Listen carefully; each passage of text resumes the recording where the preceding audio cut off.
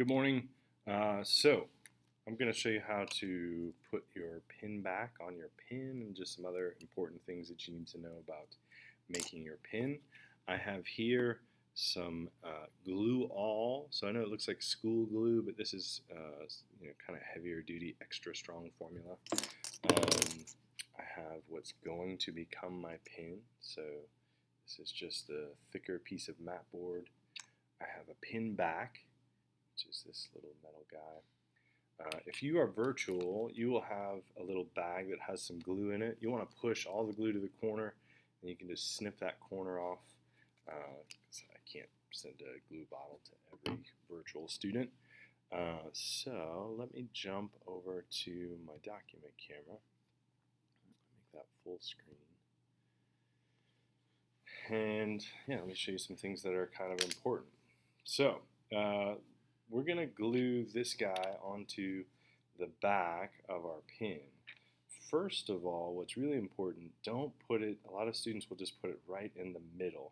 If you put it in the middle, it won't, it'll wear in a way where it wants to tip forward. So you want to find the middle, and then about halfway up from the middle, that's where you're going to glue your pin back.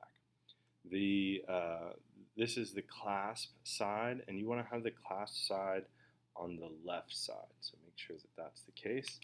I'm going to use my glue now, and I want to make a little. Always think about an inchworm because I want it to be fairly thick. There's the glue coming now.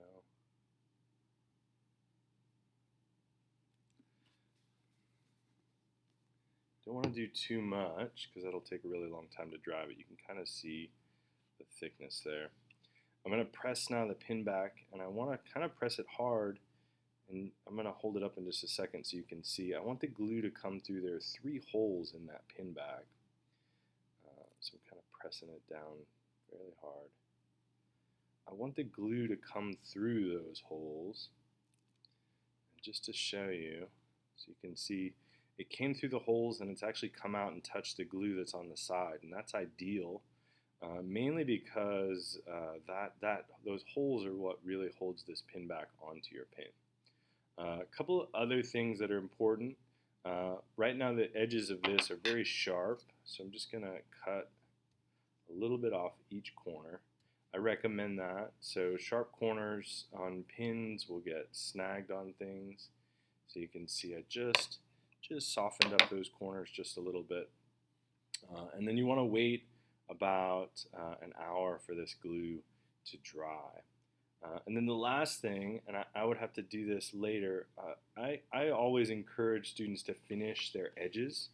So here's one that I've finished that's already been kind of glued up. And you can see on that edge, I actually painted acrylic ink there. I'm going to show you one that a student did. So this is kind of a nice little pin. And if you look at the edge just has that color, which really makes it look nice and finished. I'll show you one more, another cool little Be Kind pin. So the pin looks nice, but the edges, when you do that, it really makes your pin look nice and finished.